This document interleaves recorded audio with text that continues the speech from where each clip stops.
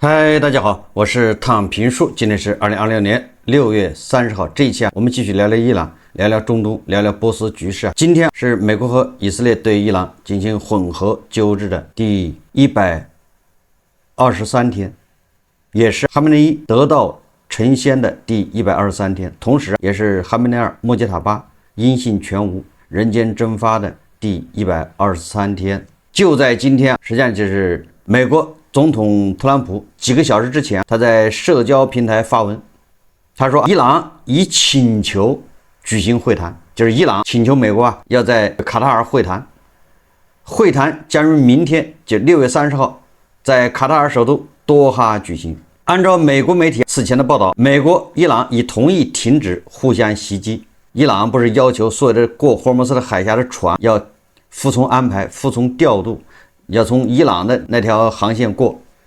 你要從阿曼這邊走，那就要遭到警告、無人機甚至導彈襲擊。伊朗的衛隊一襲擊這些過往船只，那美軍就要去轟炸它，所以雙方互掐。昨天根據美國媒體報道，雙方已經同意不再掐了，並將於6月30號在多哈會談，以解決圍繞霍爾木茲海峽的爭端。這霍爾木茲海峽爭端我們前面已經講得很清楚了，衛隊實際上通過這一次他要拿到管理權，至少讓國際社會還有美國默認，但是這個特朗普他是接受不了的。如果美國默認了，那麼特朗普很難說他簽了一個比奧巴馬要好的協議，畢竟你沒打之前人家霍爾木茲海峽是自由通航的，結果你打完之後霍爾木茲海峽變成收費了，變成伊朗管理了，這個是連鎖反應。一旦霍爾木茲海峽被主權國家宣稱有管轄權，後面再進一步慢慢收費，那其他很多地方海峽都要照此辦理，是吧？這個口子它不能開，所以美國它也不能鬆口。那現在同意在卡塔爾的多哈要就霍爾木茲海峽這個事情談清楚，但是伊朗的副外長加里巴巴迪馬上出來回應說一派胡言，根本就沒有與美方開展什麼技術會談的安排。這個副外長加里巴巴迪他在接受伊朗媒體採訪的時候說，他說我們有人會去卡塔爾，那是跟卡塔爾去參觀，去有別的安排，絕不是跟美國人去談判。恰好這個美國特朗普說了，他的特使維特科夫還有庫什納馬上就要到多哈去卡塔爾。特朗普說了，我這個特使還有我女婿去，那是跟伊朗人要談判的，談着霍爾木茲海峽。結果伊朗人不承認，伊朗人說我們雖然也有人去，巧了有人去，但是不是跟美國人談判。這個為什麼呢？因為最高領袖已經說了，霍爾木茲海峽的管轄權那就是伊朗的，不容談判，有什麼好談的？所以雙方即便在多哈見面，那是碰巧。所以這特朗普也是無語。美方代表可能已經出發或正準備動身，這是特朗普說的。他說在多哈舉行的會議或許很重要，或許也不重要，我們拭目以待。他再次強調，美國軍事上已經贏了，油價已經降了，而且伊朗已經同意不會擁有核武器。特朗普居然說多哈舉行的會議或許很重要，也許不重要，那就說明這個確實多哈這個會議，這朗子來不來還不知道，朗子是以什麼個姿態來參加這個會議，這個都不知道，所以展示一種特朗普好像對朗子也是無計可施。目前這個形勢把特朗普都已經逼成了一個詩人了，說或許很重要，也或許不重要，這不成了詩人了嗎？你來和不來，我就在那裡等你，這不就這意思嗎？特朗普都是自己一步一步的把自己搞到這份上，整個談判給人感覺是被這個朗子在牽着鼻子走。當然了，事實情況未必如此，因為朗子很會宣傳，很會造勢。伊朗的談判代表團那個成員叫馬蘭迪，他對媒體說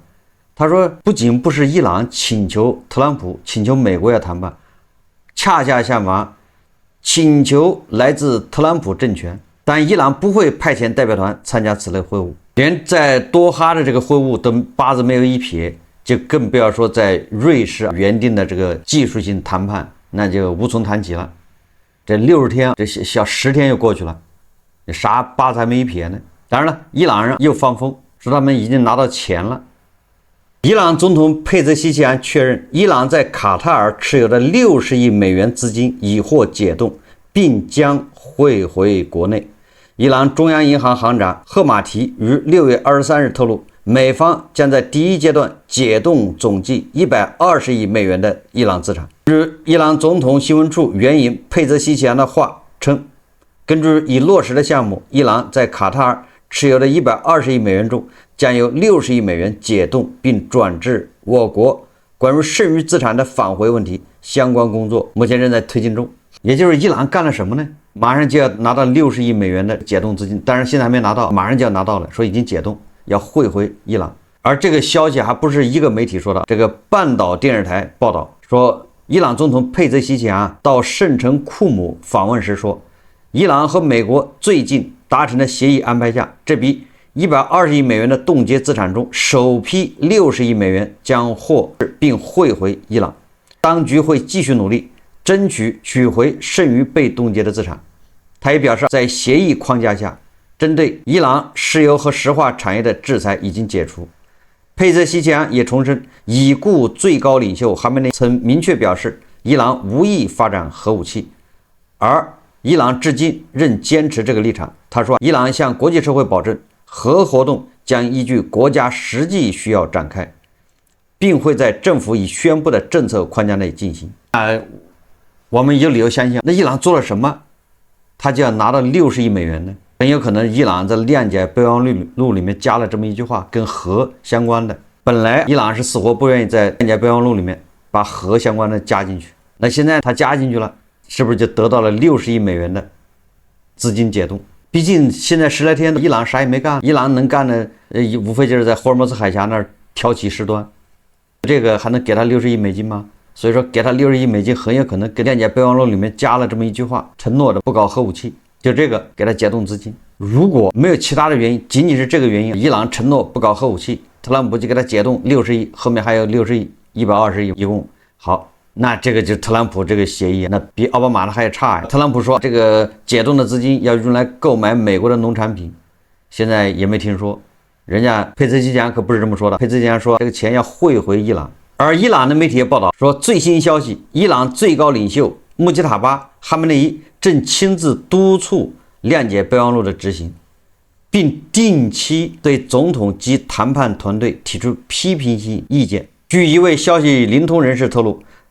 穆吉塔巴的耐心十分充足，但並非無限，並稱他將確保外交進程的持續推進符合伊朗的利益。該消息人士還表示，最高領袖正通過不同渠道施加壓力，要麼確保諒解備忘錄得到全面執行，要麼為迅速重返戰爭做好準備。當然了，這個到底是不是穆吉塔巴本人的意思，或者穆吉塔巴本人到底什麼狀況，是一無所知。我看網上有人說，這個穆吉塔巴已經不在了，有人說穆吉塔巴被伊朗議長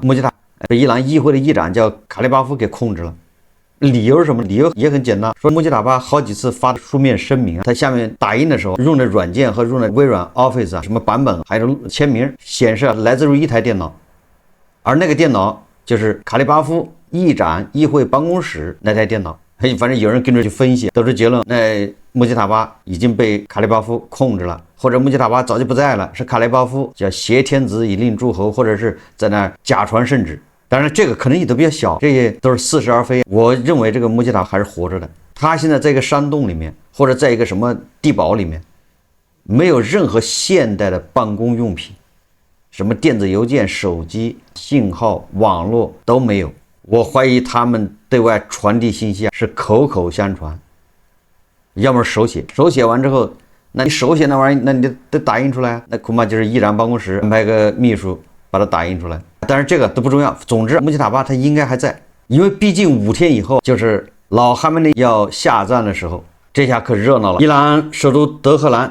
當局正在建設5天後將舉行的伊瑪目哈梅內伊烈士下葬儀式需要的大型的禱告場所。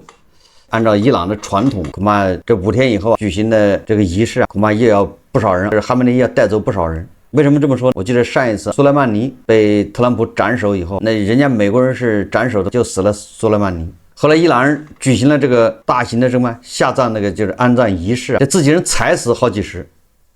你說這叫什麼事？那玩意兒比美國人的精確制導導彈還要厲害。所以這一次不知道朗子也要踩死多少人，這很難說。你不知道這種宗教狂熱啊，會到什麼程度？伊朗人的內鬥逐漸公開化。我們最近一直在聊這個話題，接下來還會遇到分配不公，還有內鬥。比如說，即便按照佩泽西奇揚所說，60億美金未來會匯到伊朗，那這個60億美金怎麼分配呢？巨大的利益面前，是吧？誰也不想退卻，所以這個鬥爭會更加激烈。就在伊朗的最高領袖穆吉塔巴，他發了一個公開聲明，是吧？說這個我原則上不同意美國和伊朗的諒解備忘錄，但是鑑於伊朗國家安全委員會什麼主席佩泽西奇揚一再堅持，所以我就授權他去簽。这不發了這麼個公開信嗎？甩鍋嗎？佩澤西奇揚也進行了回應。6月29號，在社交媒體，佩澤西奇揚發文稱，諒解是雙向的，若美方遵守諒解備忘錄，我們也將履行自身義務。面對無理誇耀與無端威脅，我們的態度是：決策時秉持理性與人格尊嚴，行動時予以堅決無畏的回擊。結合伊朗的媒體說，穆吉塔巴正在督促監督佩澤西奇揚對這個諒解備忘錄的執行，看你有沒有投降，有沒有擅傳辱國，有沒有跟美帝沆瀣一氣勾結在一起。所以穆吉塔巴是在監督的。那佩澤西奇揚沒有辦法，時不時的得強硬一下，得警告美國。實際上就在穆吉塔巴他發那個公開信之後不到24小時，伊朗伊斯蘭革命衛隊他也發表了一封致最高領袖的公開信，都是發公開信。為什麼？這種本來是私下的，對不對？尤其像這種伊朗毛拉這種政權，重要的事情都是私下溝通，都是幾個人，事兒越大，參與的人越少，一定是這樣的。那為什麼要公開？說明他這種溝通已經不行了，私下的這種溝通已經撕破臉了，大家只好公開喊話，讓全體波斯人見證。所以穆吉塔巴他發了一個公開信之後，革命衛隊他立馬發了一個致最高領袖的公開信，信中稱伊朗人民和武裝力量堅定支持國家領導層，並強調如果有關方面違背承諾，提出過分要求或損害伊朗國家利益，革命衛隊已準備好在陸地、海上、空中以及其他作戰領域採取行動。總之，這個革命衛隊最高領袖頻繁的發這種公開信，還有電視台念這些密信，實際上都是內鬥的公開化。穆吉塔巴在公開信中明確表示自己對這份諒解備忘錄原則上持不同意見。他同時指出，美國總統是在困境和無奈之下動用各種手段推動達成相關安排的。穆吉塔巴強調，未來舉行的面對面談判並不意味着接受美方立場，伊朗將繼續關注協議相關條件和承諾的落實情況。所以現在穆吉塔巴親自監督，一位最高領袖對自己的親自批准的文件公開表達不同意見，這在伊朗政治中並不常見。這種批准但不認同的姿態，本質上是一種政治上的免責聲明。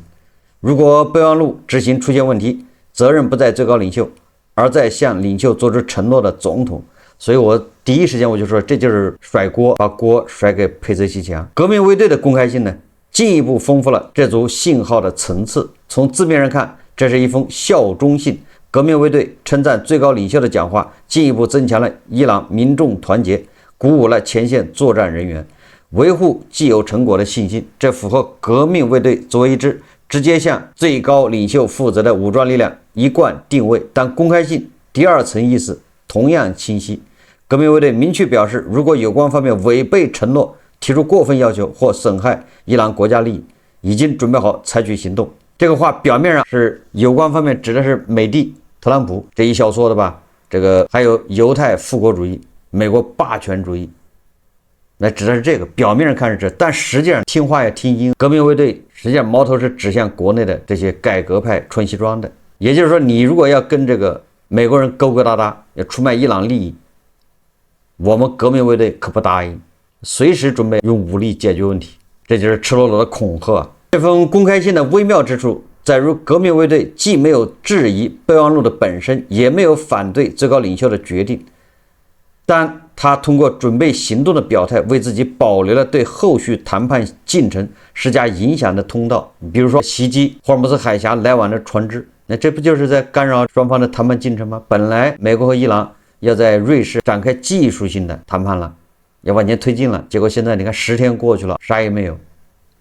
雙方還在霍爾木茲海峽這個掰扯。所以傳遞的信號是政治層面外交努力可以繼續，但談判結果必須以革命衛隊畫的紅線為準。所以革命衛隊和穆吉塔巴之間公開性一唱一和，可以看到伊朗權力結構中一個經典的三角互動：最高領袖總統以及政府體系、革命衛隊穆吉塔巴哈梅内伊之間的這種微妙關係啊，所以凸顯伊朗內部的這個鬥爭是公開化。反過來再說，特朗普實際上是在跟伊朗的一個跛腳鴨在談判。你在跟佩zeşkiyan奇揚、跟卡利巴夫、跟什麼阿拉格齊談判有什麼用？談完之後回去照樣會撕開，會撕掉協議。照樣會，他就是衛隊還有一套解釋系統，比如霍爾木茲海峽，就是特朗普跟伊朗的改革派總統卡利巴夫等等這些人，你就是解釋的再清楚，協議簽的再好，人家伊朗革命衛隊還有一方解釋，他的理解又不一樣，那還不是白忙嗎？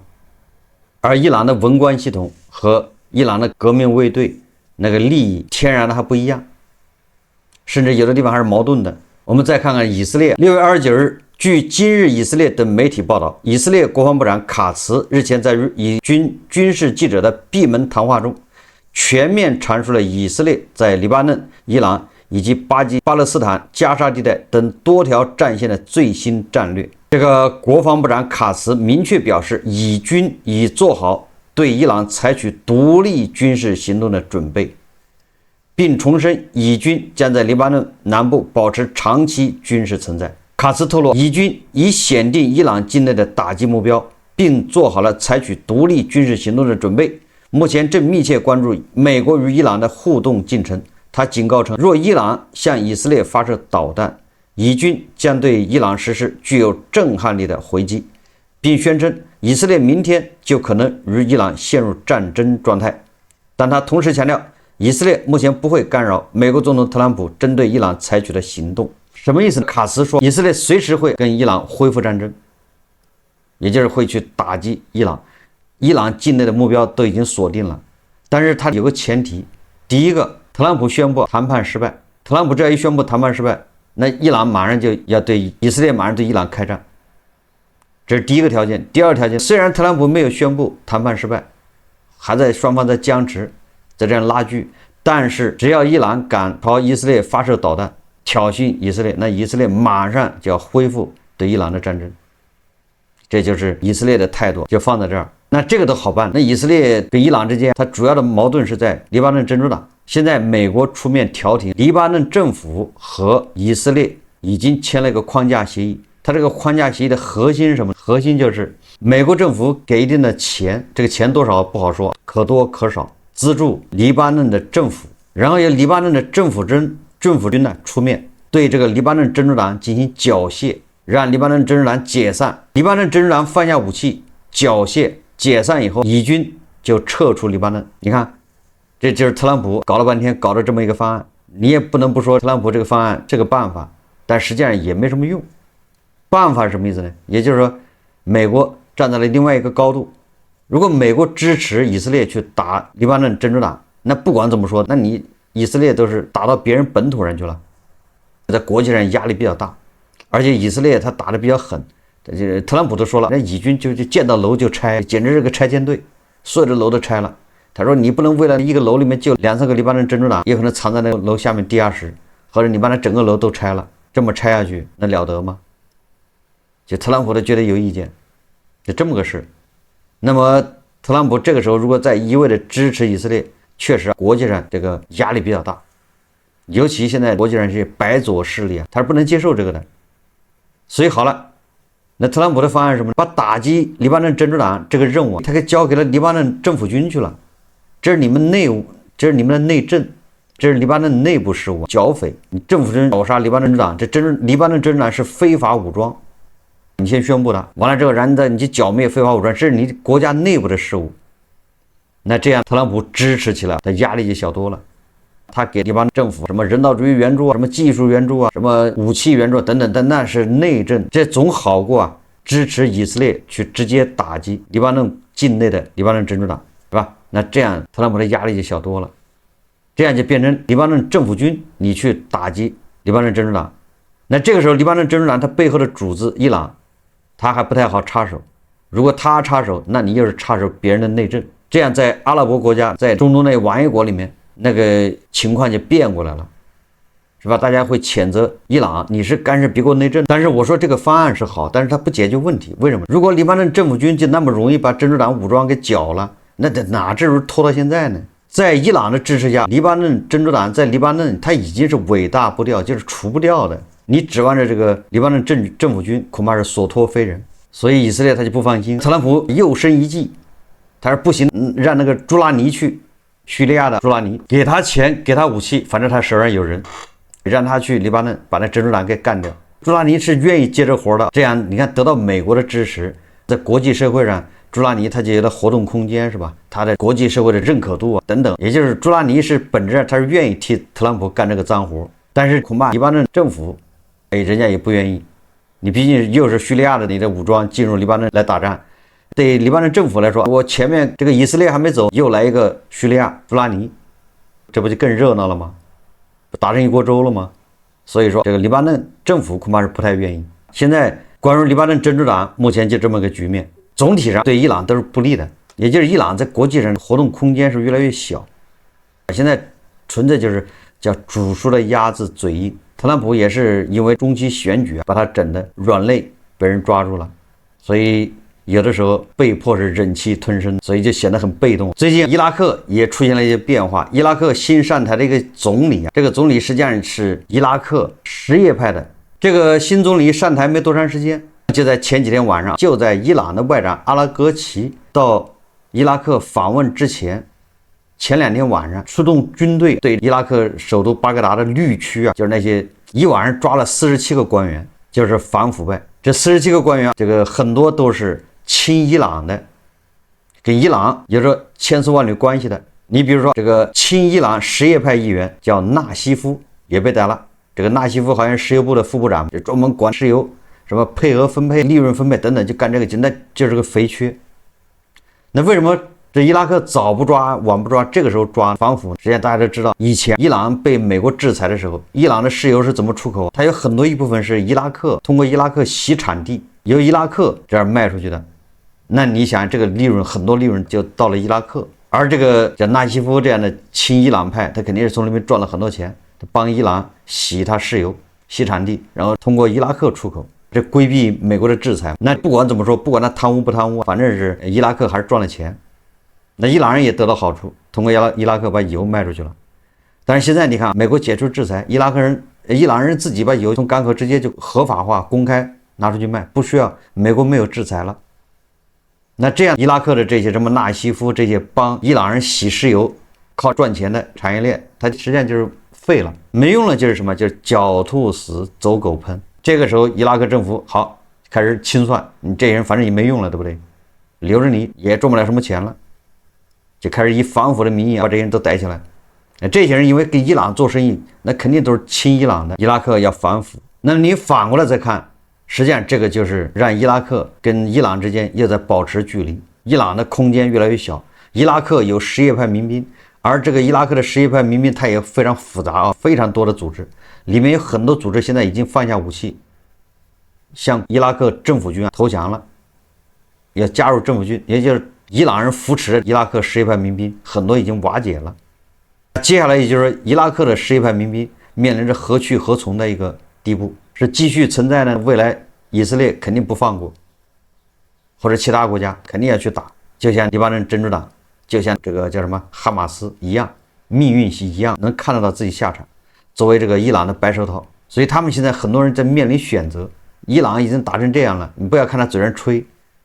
他下面的小弟實際上都在做選擇啊，該招安的招安，大哥靠不住了，大哥自己也沒錢，你跟着後面，以前還能混點錢，現在混不到錢了，